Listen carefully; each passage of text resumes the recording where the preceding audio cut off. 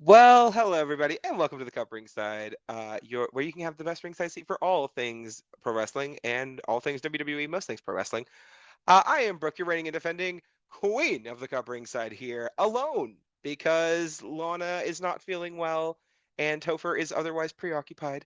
But you know what? We're holding it down and we're here having a good time. Logan, Hey, hi. Um, hi, hi, Logan. For those of you who don't know hey, Logan, Logan is one of our main producers here on the Cup. hey. On the other channels, not a wrestling fan. No, What you doing here, Diva? well, you know, everyone was down and out today. It was round, I don't know, five, whatever. Um, and I just knew that I needed to tag in, and I'm here. Wrestling terms. Tag in was very good. Good job, Logan. Thank Very good. you. I Good knew job. that one. Good job. Yeah. Frankly, I didn't want Brooke to do this one alone today, so I'm just here to provide another body on screen. Uh-huh. I am not going to be here providing anything of substance other than yeah, Mhm. but I told them I would pop up on this channel at least once this year, and I guess this is my opportunity to do so. So, hi, Absolutely. ringside people. Hello. This is, and also, I mean, spoiler alert, but we will be having a segment of Val Venus being stupid on Twitter, which you can absolutely comment on. I So, am aware of that and can indeed comment on that. yeah. So, but yeah, it's Brooke and Logan today. So first off, if you haven't already subscribed down below, go ahead and click on that big red subscribe button down below. Press that notification bell, hit the thumbs up, share the video, all the YouTube things except pressing the dislike button. If you do press it twice. So also, if you want to check out all of our links below to our other channels where you can see Logan talk about drag, talk about Eurovision Song Contest, talk about reality TV in general, and a bunch of our other panelists, go ahead and click Yes. those links down below. And of course, you can also buy your cup merch, including but not limited to your cup mug. Cup Cup mug. mug. Cup mug is available at laundrycreations.etsy.com. Link is in the description down below. And we do ship domestically here in North America and internationally. So there are no excuses unless you are underwater, under fire, or on fire. On fire. On fire. There we go. Got all three of them. And of course, in those cases, there are some excuses. Yes, God. It has been a week in the world of pro wrestling. It has been a Yes. week. A week. Um, It is one of the weeks of all time. Correct. One of the weeks of all time. We have had a rather quiet news week, all things considered. Thank God. I will not. Could you imagine if I had to be here for a really busy week? Honestly, I mean, there is some news that happened today, which is what we're going to start with. So, Pro Wrestling Illustrated, basically the leading magazine in professional wrestling, puts out three lists annually. One for the men, one for the women, and one for the tag teams, ranking everybody that wrestles across the world. And Logan, luckily for you, it was indeed the women's list that came out today. So our PWI Women's 250, which I will point out is half of the men, but hey, when they started, they only had 50, so we'll give them this. We will take that. We like growth of We like women's growth. sports. Yes. To be fair, there are more male pro wrestlers than there are women. Well, obviously, yeah. but you could still do more PWI. There's 500 of them. So our top 10 of the year is rather interesting. It has caused a lot of conversation online. Okay. So starting off, we had Toni Storm as your number one ranked woman this year. That makes a lot of sense. She's been AEW Women's Champion for most of the year. Sure. Jordan Grace at number 2. She's not only been in WWE a few times, but she's also been TNA Knockouts champion for most of the year. Makes sense. Great. Rhea Ripley at number 3. There will be some people who are pissed about that. I am one of them, but I cannot deny she's been champ for a lot of the year too. Makes sense. Sure. We then go into the international section. We got Micah at 4, Stephanie Vaquer at 5 and 3, all of them wrestling in Japan. I am not going to comment on any of that because I do not know enough about any of them to comment on them. But I will say Stephanie Vaquer has recently arrived in WWE, so we'll see where that goes. Bayley at number 7 is really interesting because she was only champ for about 4 months. She did win the Royal Rumble, though, so I think that probably helped boost her stats. So there's that. Willow Nightingale at number 8 was the AEW TBS champion. That's their second tier champion. Think it is like the Queen of She done already had hers is. Got it. Yeah. The women's division. Thank you. She was champ there for a while. I'm kind of surprised she's this high. But I'm not mad at it. I think Willow's very talented.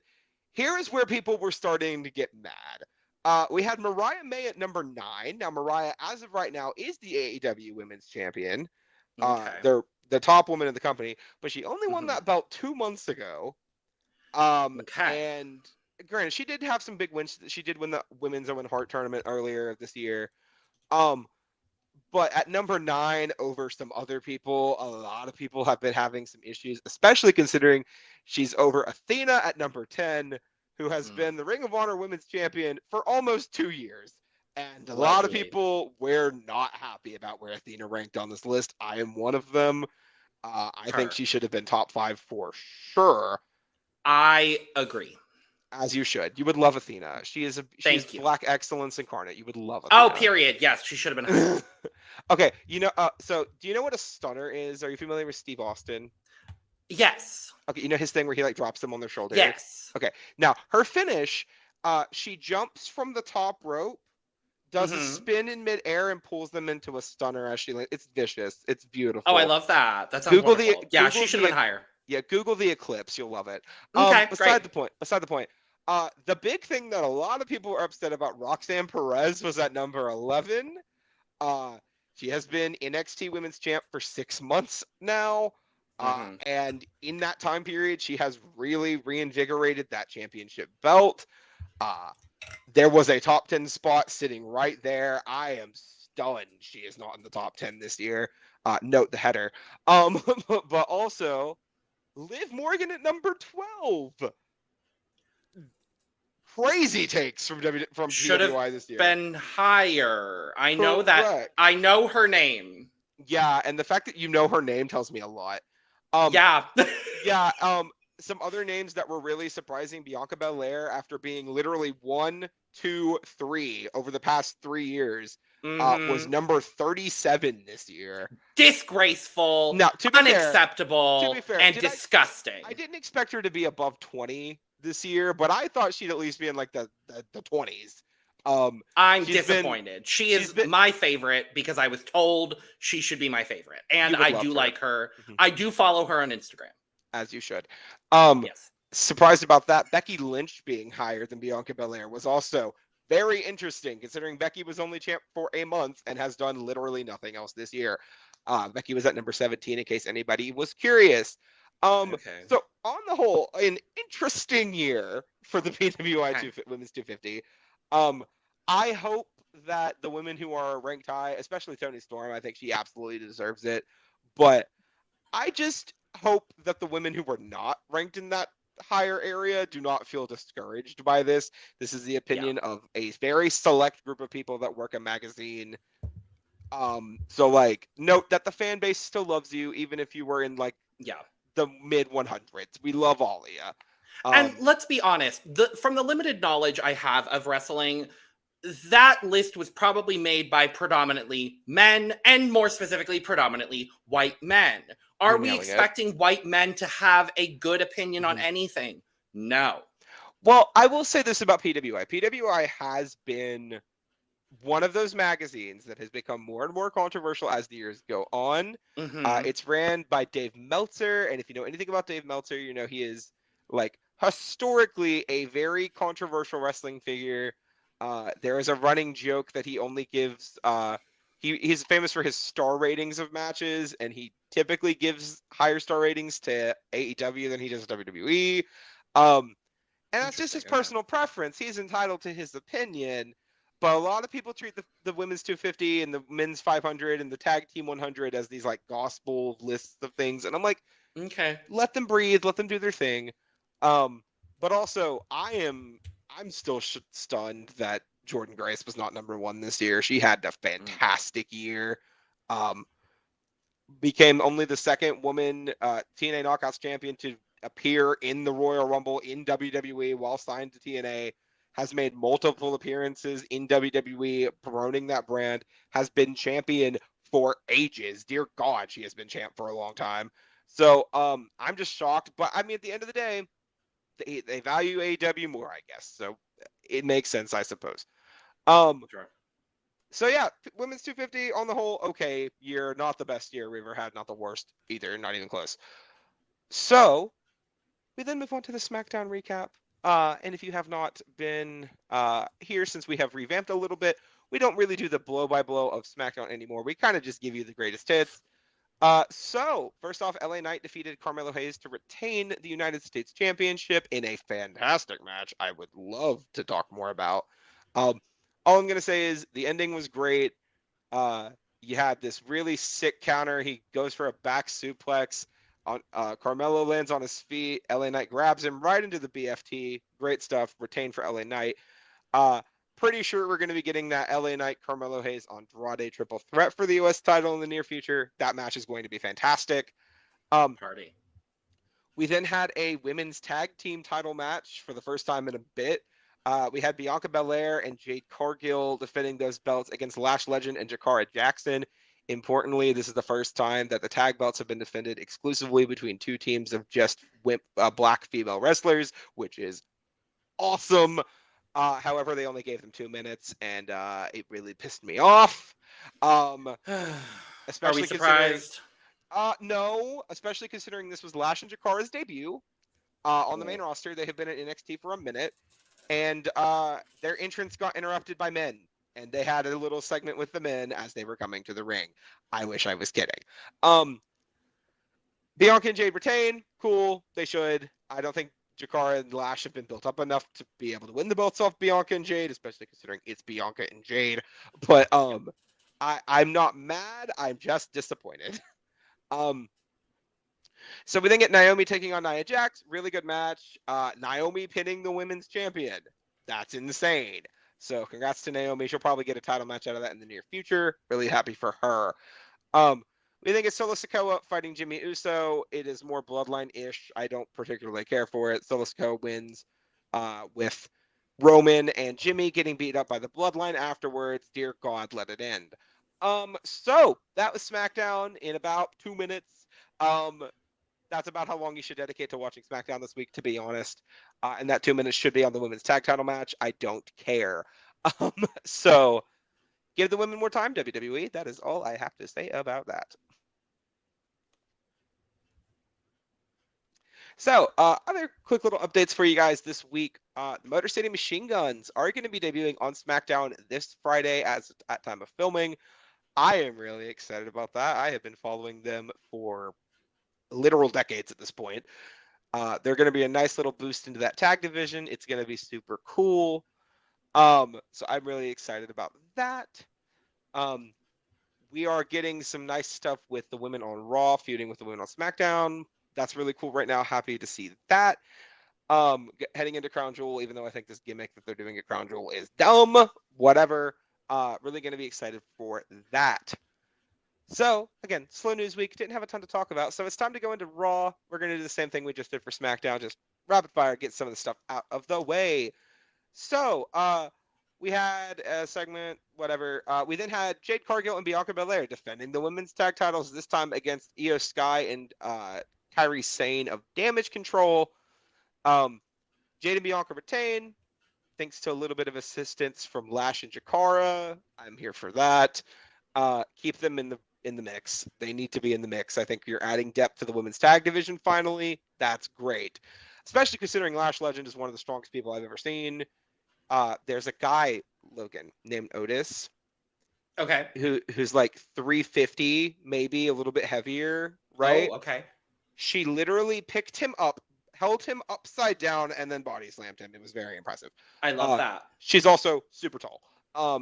And she's very good on the mic. So I think this team is really great. I really hope that they continue to get some good stuff on the main roster. We get the return of the War Raiders. Both of them have been out due to injury for a while now. Formerly the Viking Raiders, now back to their old War Raiders name from NXT. In the first round of a tag title #1 contenders tournament, finally getting a match for the tag belts that haven't been defended in months. Dear God, let the men's tag belts get something.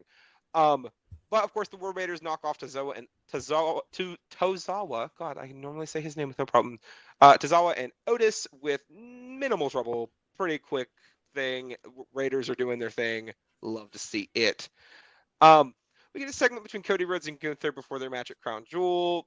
There's some respect. It was really cool. And I think Cody and Gunther is going to be a really good match.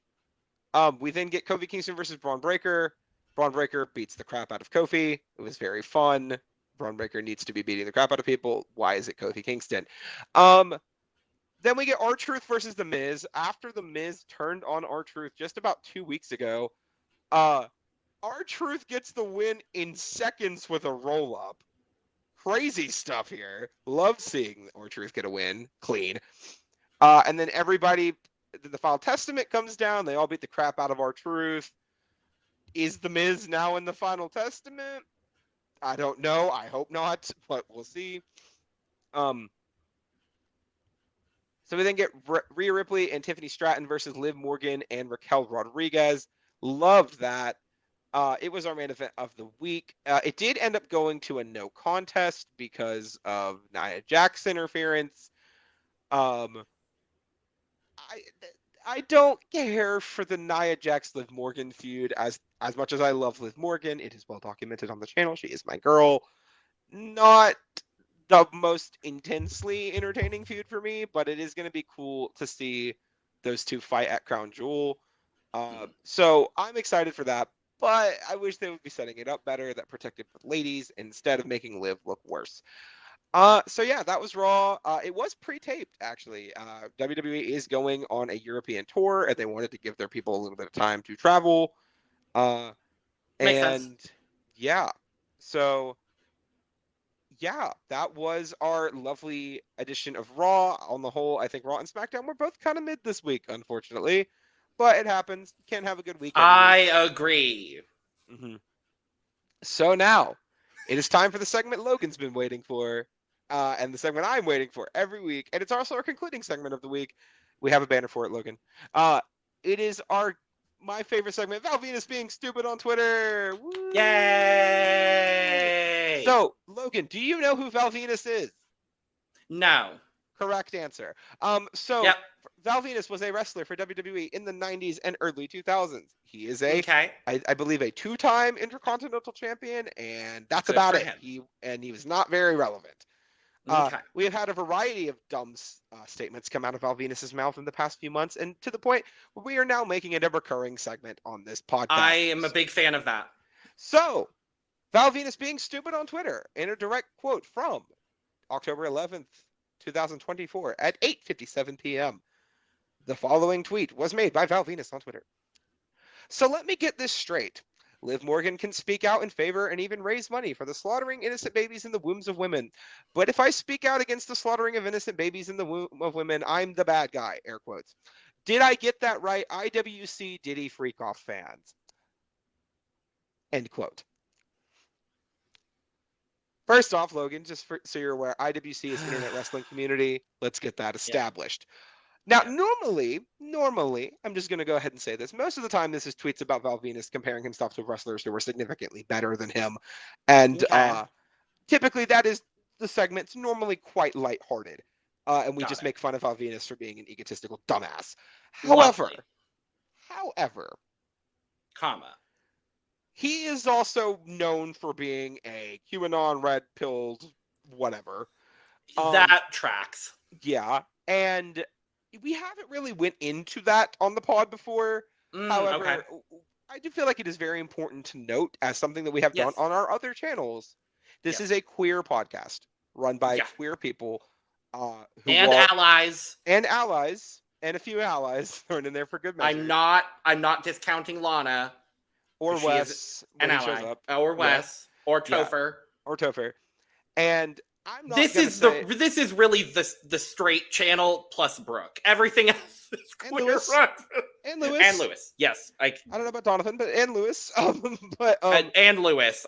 Point blank done. Yeah. I don't know Donovan like that. Beside the point. We don't normally go into politics on this channel. However, I am all for difference of opinion. You know, fully supportive of that. However, difference of opinion does not mean, one, attacking Liv Morgan unprovoked. She did nothing here. Correct. But two, sir, it is 2024. and you're going to act like this in public, you're going to be saying things like this in public on Twitter. On Beyonce's internet. On Beyonce's internet. I just... On Bianca Belair's internet. Truly. On Bianca Belair's internet, we're acting like this in 2024. You're not a bad guy for having an opinion. You're a bad guy for being an asshole about your opinion 24/7. You're a bad guy for wanting to control women's bodies. You're a bad guy for not allowing Liv Morgan to do her job and let her do whatever the hell she wants with her personal time without getting attacked by you, a man who has drawn $0 in your entire career. You are not a former world champion like Liv Morgan is. You are not a current world champion like Liv Morgan is.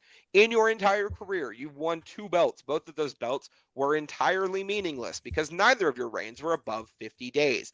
Unlike Liv Morgan, whose 2 reigns with the Women's World Championship have both been 90-plus day reigns. Additionally, all of her tag title reigns are longer than your shortest Intercontinental title reign, except one. So if you really want to come after somebody, I would not come after your superior, Liv Morgan. And I would also maybe check yourself and recognize that all the energy you are giving off in this moment is that of an insecure old man who is delightfully past his prime, who has no business talking about anything because you are a damn idiot who probably took too many bumps on the head. Thank you. What they said. I normally keep this segment very chill. The segment is normally very lighthearted. But when somebody decides they're going to be a dick bag, we call out the dick bag. Okay? Correct. Val Venus, once again, being stupid on Twitter. Thank you for providing free content, 1. And 2, I hope one day you recognize how big of an idiot you are and you try to figure out what's best for you. And for the people around you. Yes. So in our, I know I said this was our concluding segment. We do have one more thing to talk about. One last thing. My apologies. So we normally end when we end talking about a specific wrestler. We normally end it if it's an in memoriam situation. That is not the case this week. However, I do think it is important to note, even though we're not much of an AEW channel around here, Bryan Danielson, Daniel Bryan, has officially retired as a full-time wrestler after this past weekend at Wrestle Dream.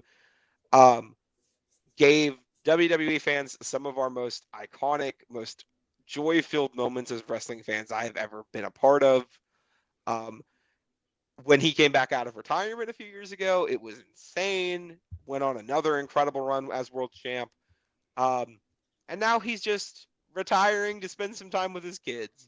And, I cannot blame the guy. He wrestled for so long.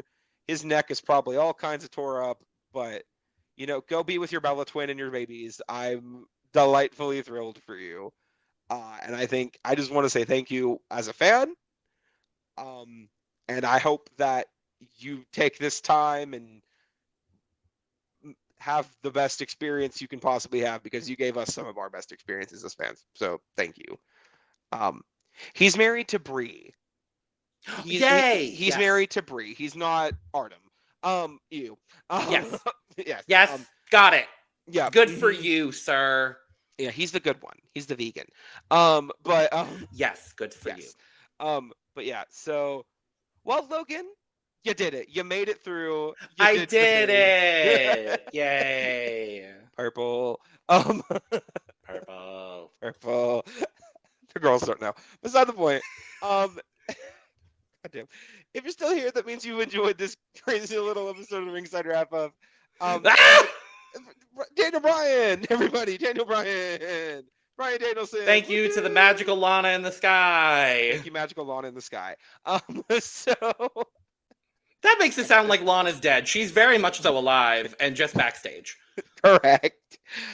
So thank you all so much for tuning into this cute little episode of the Wrap Up. It was a little interesting this week, but I had a good time doing it. It's all over the place. But isn't that just like life? Yes. While you're here, go ahead and hit that thumbs up, share the video, like the video, all that fun stuff. Hit the subscribe button, push the notification bell. We're still trying to grow the channel. It's still newer. But you know what? Every little view helps, and we appreciate you taking the time to watch. Thank you. And while you're here, if you came here and you didn't come from one of the other Cup channels, go ahead and check those out. If you're a drag fan, if you're a Eurovision fan, if you're a reality TV fan, links to all those channels are in the below, along with our audio podcast links, our Patreon, and our membership channel. All those are down below. Also, other link down below is your merch link where you can buy all your Cup merch, including but not limited to your Cup mug. Cup mug. Go ahead and shop at laundrycreations.etsy.com. Link is in the description down below. And of course, thank you so much for taking your time to spend time with us here today. It's time for us to ring the bell and head out. So, cheers, everybody. Cheers.